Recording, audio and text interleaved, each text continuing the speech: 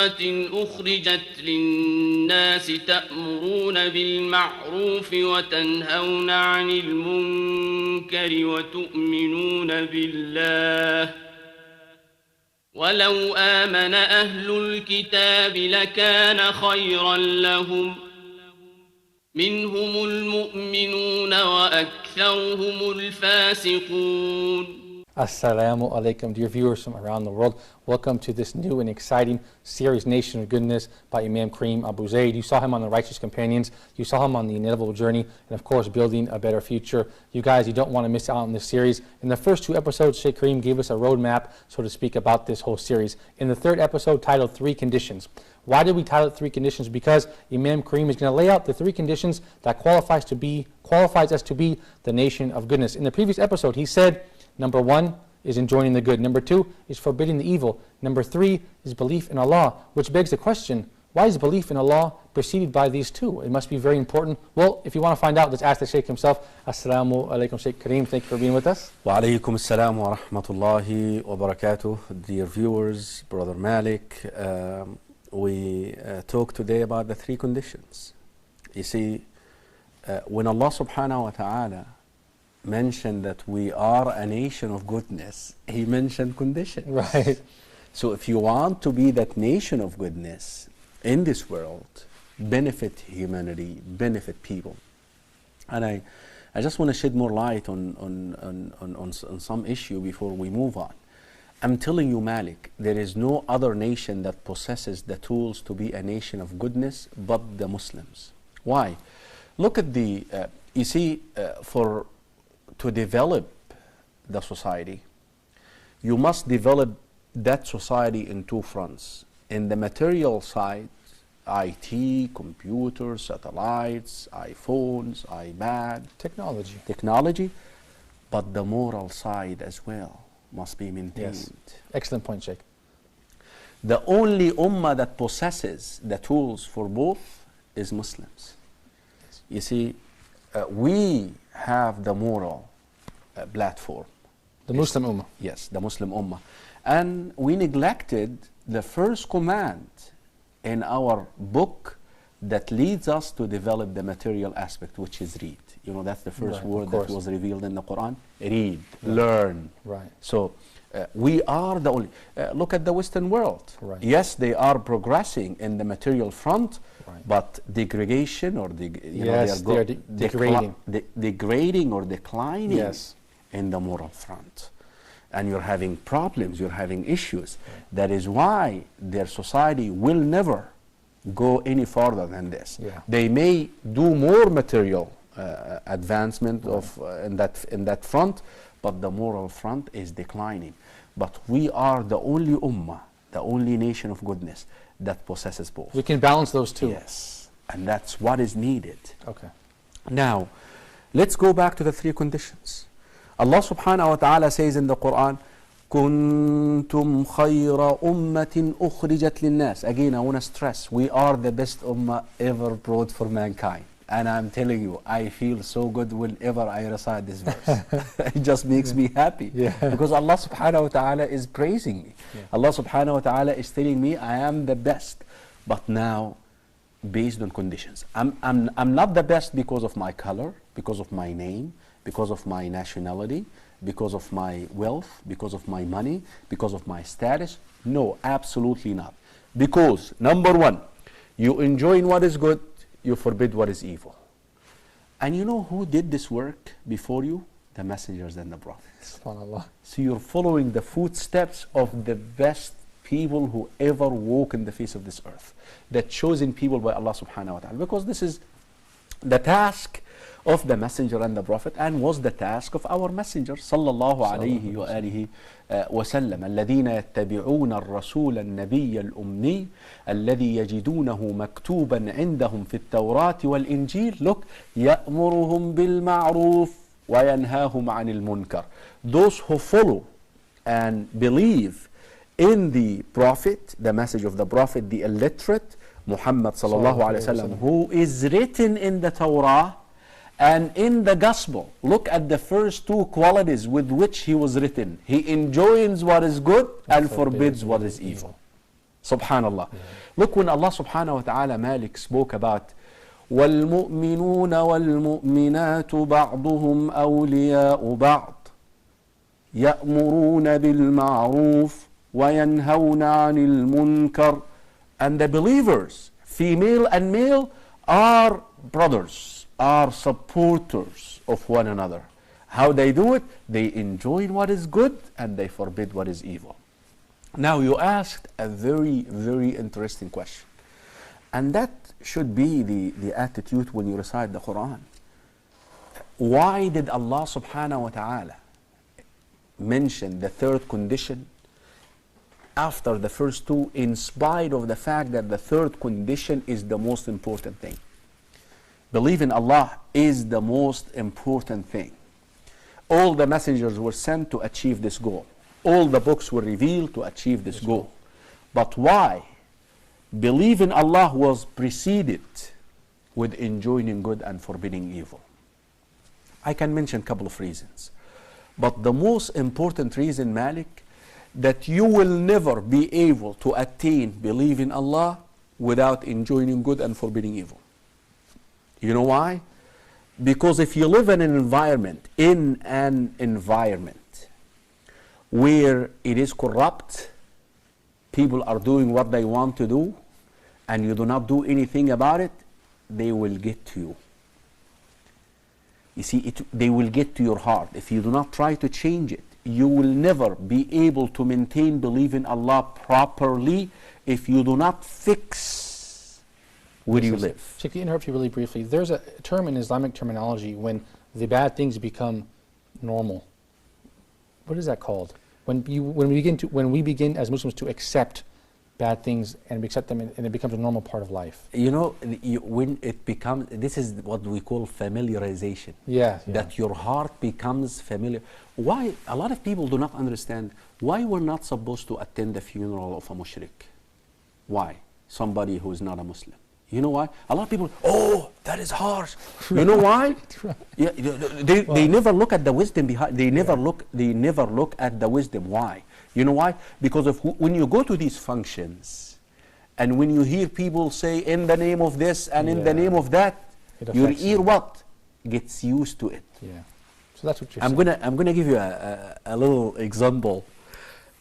I'll give you a couple of examples just to show you this.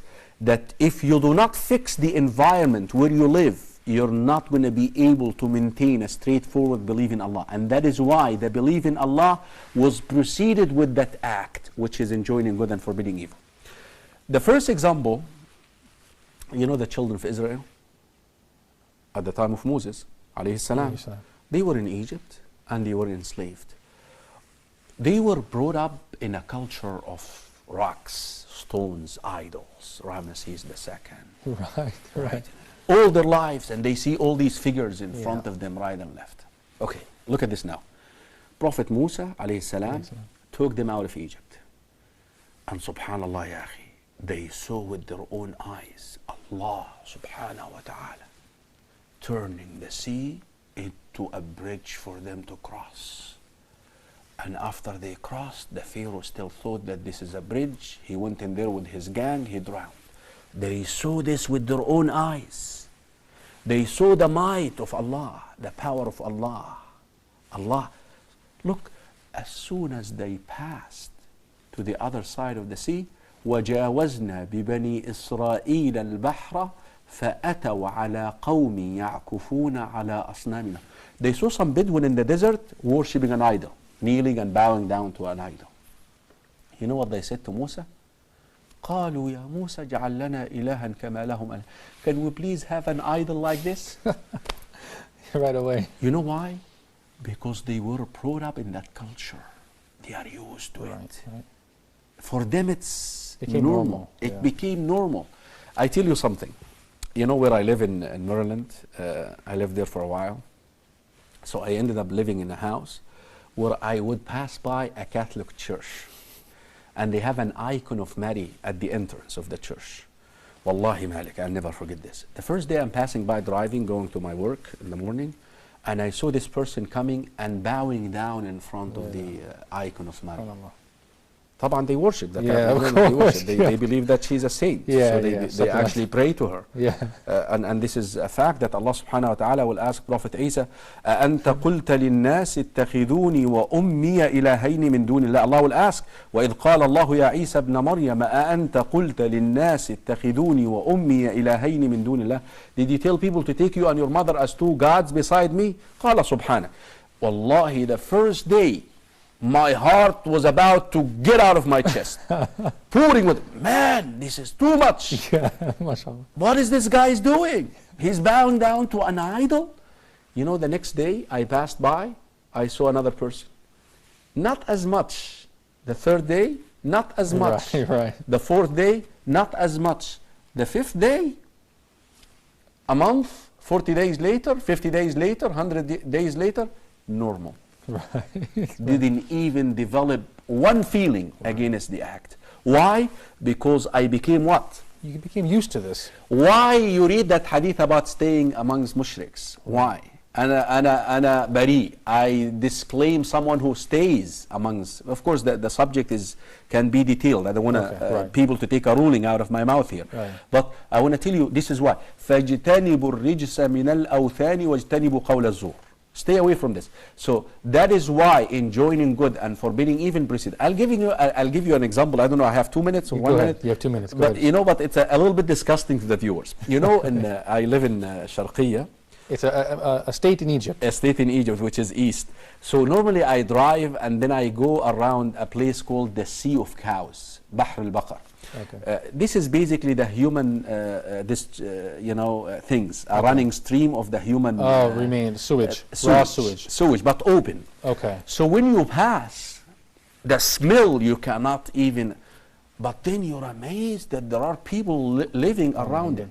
And actually the most fertile land, it produces soil, and you probably understand why. Right, yeah. This is soil. But this is the amazing piece. Yeah. I always wonder how in the world those people are living next to that running stream of a human sewage, and when I cannot even afford crossing it for just 2 or 3 minutes. You know what the people told me? After 3 days, they don't smell it anymore. So this is an interesting analogy because you become used to it. You become used to it. Yeah. That is why you have to enjoy good and forbid evil at home. If you allow corruption in your house, you're going to be part of it. If you allow disbelief in your house, you're going to be part of it. If you allow shirk in your house, you're going to be part of it. That is why you have to do what? Enjoying good and forbid evil to have a straight belief in Allah. Yeah. I hope the viewers got the point. Yeah, that's an excellent point, Sheikh. That's very well put. Thank you for drawing those interesting analogies. We have to take a short break. Can you continue by giving us in the next segment, inshallah, some specific examples and lay out those conditions for us as well, inshallah. You guys stay tuned for more with Imam Karim AbuZaid on his new program, Nation of Goodness. Stay tuned. كنتم خير أمة أخرجت للناس تأمرون بالمعروف وتنهون عن المنكر وتؤمنون بالله.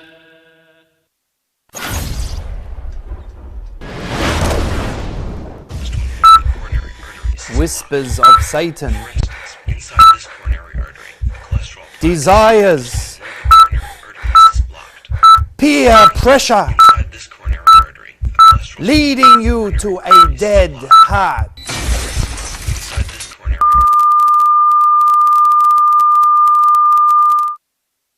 But there is a way out.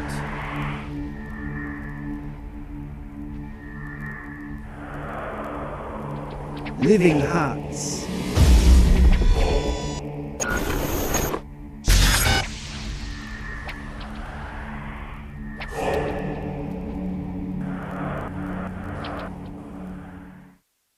كنتم خير أمة أخرجت للناس تأمرون بالمعروف وتنهون عن المنكر وتؤمنون بالله. Assalamu alaikum, dear viewers, and welcome back to Nation of Goodness, the latest program by Imam Karim AbuZaid. Sheikh Karim, you bring us a very interesting analogy in the previous segment. You compared living in human sewage to living in an environment that's not suitable for Muslims. In other words, when you live in a place that has a negative environment and a bad smell, after 2 or 3 days, you become used to it. So this is, can you expand on that a little bit in this segment, inshallah? Well, you see, the heart what you see, Malik, is your heart is exposed to it. If you do not deny it, if you do not change it, then your heart is going to accept it. See, listen to this. Abdullah ibn Mas'ud fi Sahih Muslim, Sunan Abi Dawood, I'm sorry, narrates this hadith. إن أول ما دخل من النقص على بني إسرائيل. The first sign of weakness, regarding the children of Israel. What? That one of them will see somebody doing something wrong. يا هذا اتق الله, fear Allah, do not do this, do not do that, this is haram. He would enjoin good and forbid evil. Right. But look at this now. Then at night he will go, eat, drinks, chat with him. This is the beginning of the demise. Yes, that's The downfall. downfall.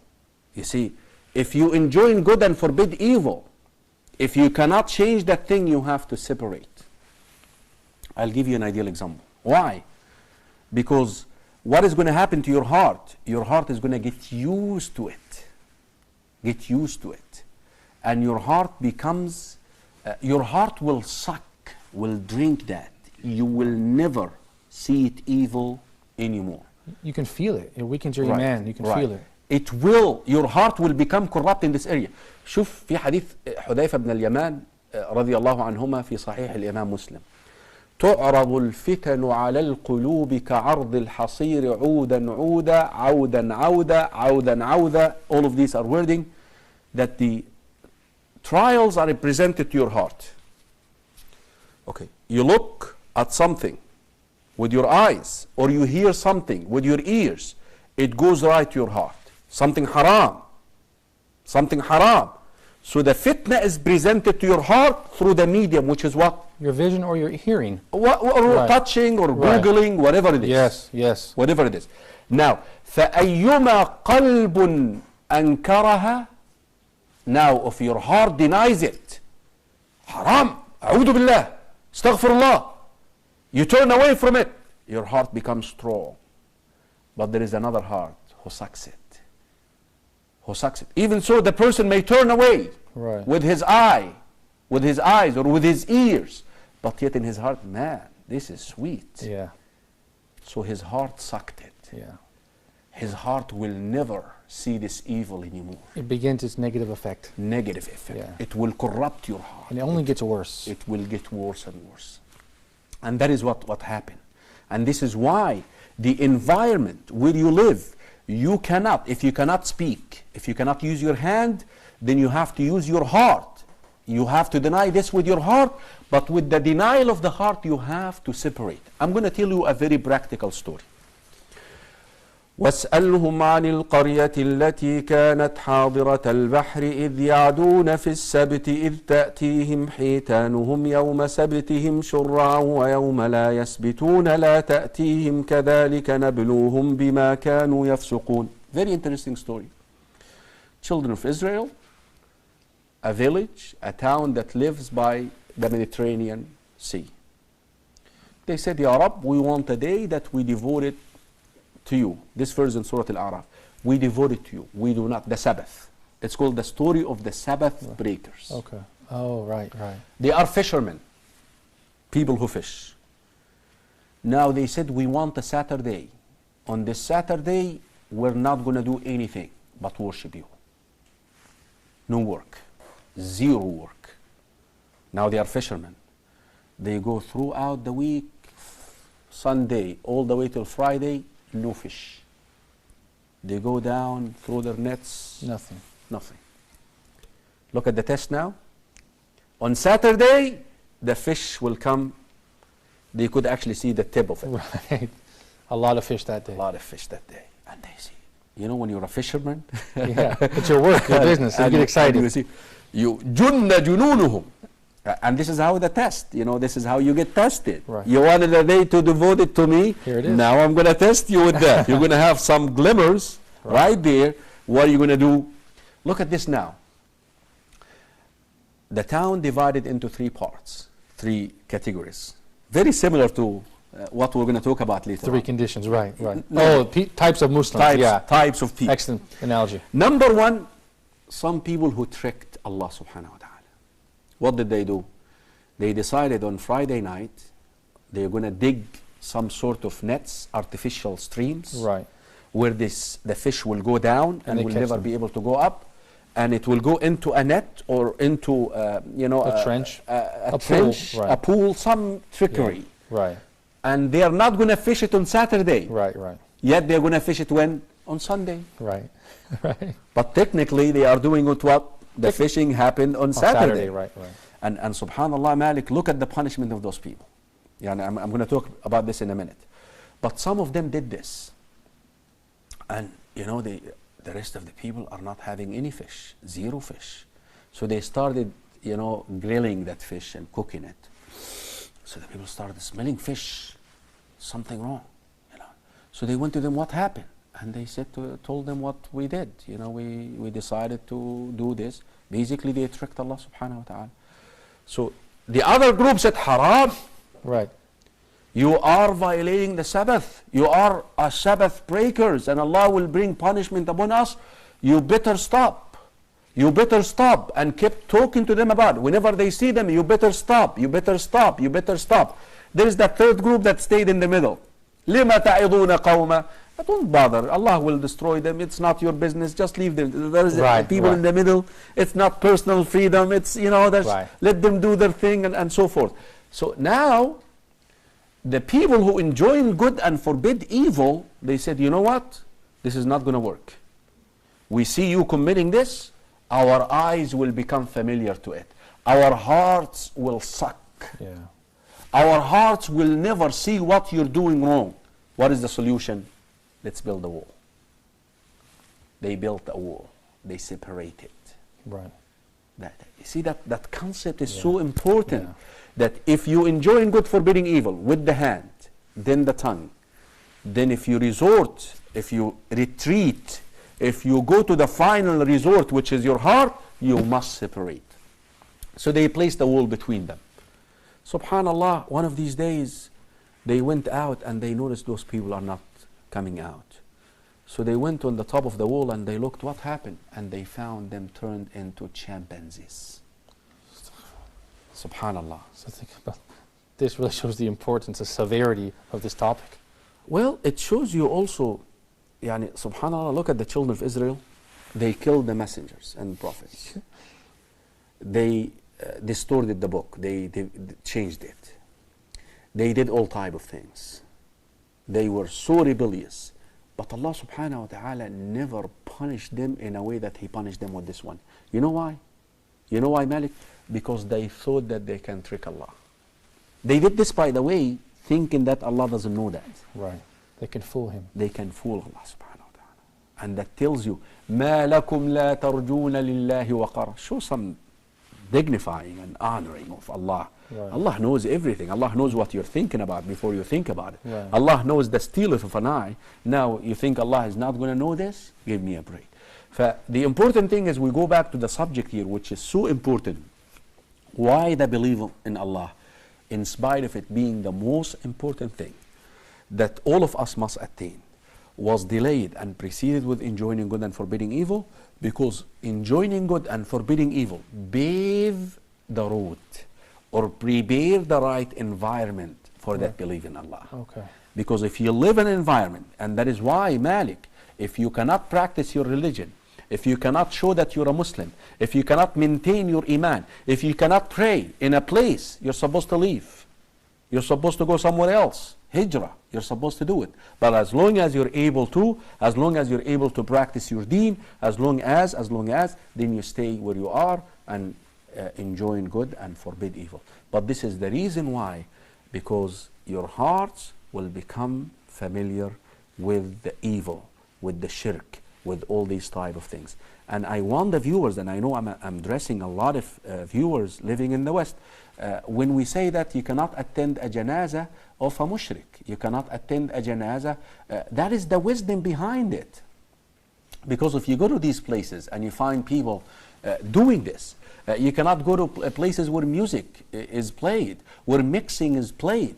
Your eyes will get used to it. You're not going to see it wrong anymore. And when your eyes becomes used to it, it goes to your heart becomes used to it, then it's over. So That there's a means- wisdom, Sheikh, Yes. to protect your iman and your deen, Right. not just to Right. be super strict. Because some people in the West as well, they have this feeling, oh, the Sheikh is so strict, Islam No. is so strict. No. But really, there's a wisdom behind this. Absolutely, absolutely, is to guard your religion, because you're going to go into that place. Let's say that a funeral, for example, people are going to say in the name of this, in the name of the Father, in the name of the Holy Right. Ghost, and all that stuff. And it's a funeral. Are you going to stand and say, well, Right. this is shirk? You cannot do this. This is bad. You cannot do this. You can't. Then we say that فَاجْتَنِبُوا الرِّجْسَ مِنَ الْأَوْثَانِ وَاجْتَنِبُوا قَوْلَ الزُّورِ. Now, Because your compliance is, in fact, makes you part of it, doesn't it? absolutely. Right. Absolutely. Okay. Yes. Yeah, excellent And that point. is why we stress the three conditions. That's the most important thing in this episode. The three conditions, the most important one was delayed, because those two prepare the road for you, prepare the environment. And that is why in your home, if you have any distractions, any obstacles between you and believe in Allah, you must enjoin good and forbid evil. You must change it. You must try to change it. But now how you go about it, this is what this show is about, and we're going to shed more light on this, inshallah. Inshallah. So we can say this kind of cultivates the soil and prepares the soil for the seeds that grow into Iman. Sheikh, can you give some insight to the viewers where we're going in the next episode? The next episode, we want to talk about the ruling. Okay. Is it optional? Do you have a choice when you see something wrong? Do you have a choice? Or you have to change it? Okay. What is the ruling regarding enjoining good and forbidding evil? What is enjoining good and forbidding evil? Who dictates what's good? Who dictates what's evil? Okay, great. We're going to go into some technical things. And what do you mean the ruling? You know, the ruling is, when we talk about the ruling, is it mandatory? Is it recommended? Is it permissible? Is it disliked? Is it haram? We want to define those for the viewers. I think this is going to... Go ahead, Sheikh. We really want to take them, Malik, a step by step to understand first. These are like the fundamentals for them to get what we want to take them to. But something about the series, if you miss one episode, you have to find a way to watch it, because if you miss one episode, you really lose the chain of thoughts of the whole entire thing. series. And I think this next episode seems a bit controversial, and it's going to be a heavy episode, Sheikh, with a lot of proofs and evidences. I hope you're up for it. I'm sure you are. Inshallah. Thank you for your time, as always, Imam Karim AbuZaid. And you guys at home, you heard the Sheikh. You don't want to miss one episode of his new and exciting series, Nation of Goodness. So until next time, we leave you in the care of Allah. Assalamu alaikum wa rahmatullahi wa barakatuh. كنتم خير أمة أخرجت للناس تأمرون بالمعروف وتنهون عن المنكر وتؤمنون بالله ولو آمن أهل الكتاب لكان خيرا لهم منهم المؤمنون وأكثرهم الفاسقون كنتم خير أمة أخرجت للناس تأمرون بالمعروف وتنهون عن المنكر وتؤمنون بالله ولو آمن أهل الكتاب لكان خيرا لهم منهم المؤمنون وأكثرهم الفاسقون